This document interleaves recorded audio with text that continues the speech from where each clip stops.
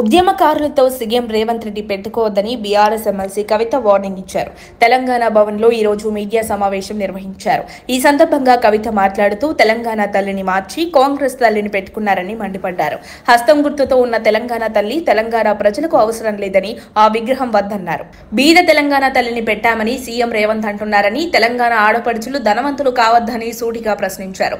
ఉద్యమకారులతో పెట్టుకున్న వాళ్ళు ఎవరు చరిత్రలో బాగుపడలేదని, ఉద్యమకారులతో పెట్టుకోవద్దని కవిత అన్నారు. తెలంగాణ ఉద్యమకారులకు నజరానా ఇస్తామని రేవంత్ రెడ్డి ప్రకటించారు. మహిళలకు విగ్రహాలు పెట్టి పురుషులకు వరాలిస్తున్నారు. బెల్లి లలిత, మల్లు స్వరాజ్యం ఇతర తెలంగాణ మహిళా మనులకు గుర్తింపేది. తెలంగాణ తల్లి విగ్రహం ఆవిష్కరణలో రేవంత్ రెడ్డి తెలంగాణ జాతరలు ఆడబిడ్డల పేర్లు తీయలేదు.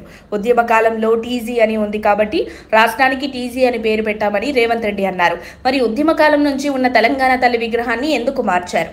తెలంగాణ ఉద్యమంలో అందరూ కలిసి ఉద్యమకాలం నాటి విగ్రహాన్ని పెట్టుకున్నారు. రేవంత్ రెడ్డి పెట్టిన విగ్రహంలో ఏం ప్రత్యేకత ఉంది? జొన్నలు, మక్కలు తమిళనాడు, కర్ణాటక రాష్ట్రాల్లో పండవ, తెలంగాణలో జరుపుకునే ఏకైక పండుగ బతుకమ్మ. బతుకమ్మకు కాంగ్రెస్ హస్తం గుర్తు పెట్టి ఇదే తెలంగాణ తల్లి అంటున్నారు. కాంగ్రెస్ ప్రభుత్వం పెట్టిన తెలంగాణ తల్లి విగ్రహాన్ని మాత్రమే పెట్టుకోవాలని ప్రభుత్వం గెజిట్ ఇచ్చింది. ఉద్యమకాలం నాటి తెలంగాణ తల్లి విగ్రహాన్ని ప్రజలు కోరుకున్నారు. ప్రభుత్వం ప్రజలను భయపెట్టడం సరికాదు, ప్రజల అభిప్రాయాలను కూడా గౌరవించాలి కదా అని కవిత పేర్కొన్నారు. ఆశా వర్కర్లపై జరిగిన దాడిని ఎమ్మెల్సీ కవిత ఖండించారు. నిన్న ఆశా వర్కర్ల మీద రేవంత్ సర్కార్ దాష్టికం చేసింది. అధికారంలోకి వచ్చాక 100 రోజుల్లో ఆశా వర్కర్లకు గౌరవ వేతనం 18,000 ఇస్తామని ఎన్నికల ప్రచారంలో భాగంగా హామీ ఇచ్చారుగా.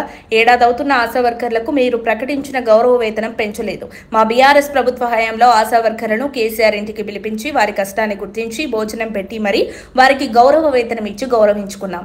నిన్న మీరు ఆశా వర్కర్లపై చేసిన దాడిని తీవ్రంగా ఖండిస్తున్నామని ఎమ్మెల్సీ కవిత పేర్కొన్నారు. రేవంత్ ప్రభుత్వం ప్రజలను భయపెట్టడం సరికాదని, ప్రభుత్వం ప్రజల అభిప్రాయాలను గౌరవించాలని చెప్పారు.